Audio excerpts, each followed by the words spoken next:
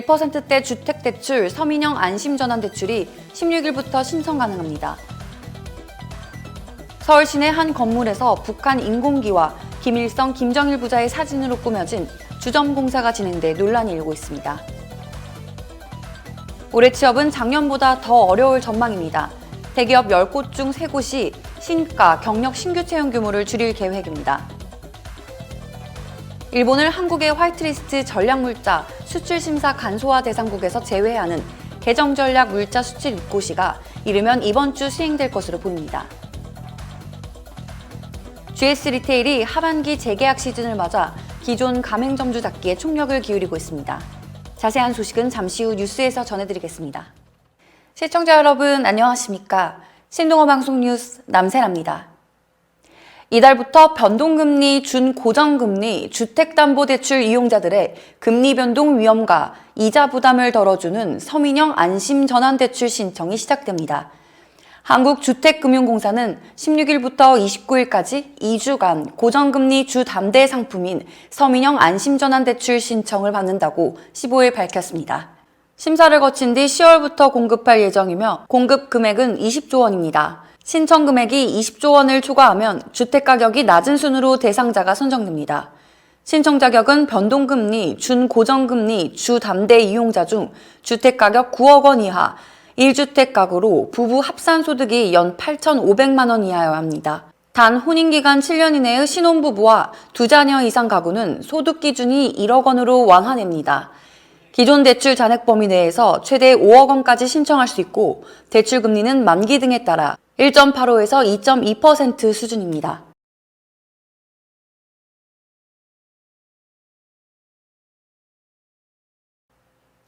서울 시내 한 건물에서 북한 인공기와 김일성, 김정일 부자의 사진으로 꾸며진 주점공사가 진행돼 논란이 일고 있습니다.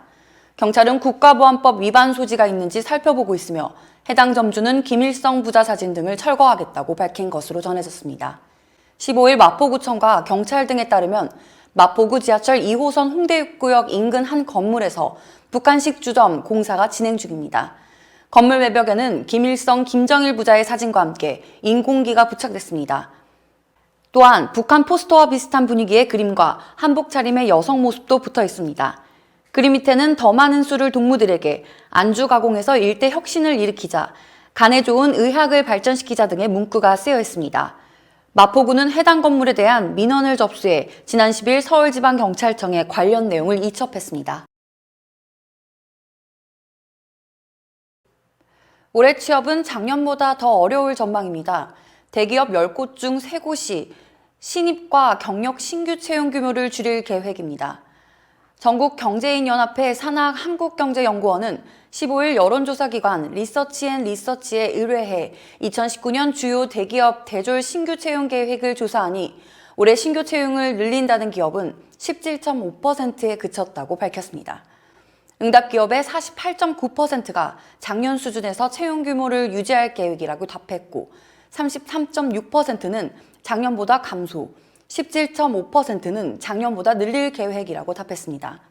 작년에 비해 감소는 9.0%포인트가 늘었고 증가와 비슷은 각각 6.3%포인트, 2.7%포인트 줄었습니다.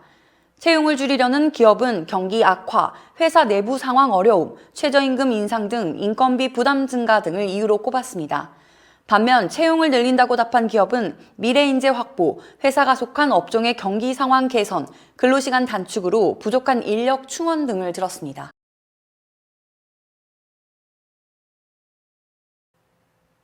일본을 한국의 화이트리스트 전략물자 수출심사 간소화 대상국에서 제외하는 개정전략 물자 수출 입고시가 이르면 이번 주 시행될 것으로 보입니다.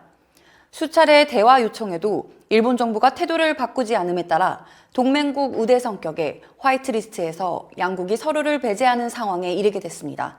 15일 정부에 따르면 산업통상자원부는 전략물자 수출 입고시 개정고시를 이르면 이번 주 관보를 통해 발표할 예정입니다.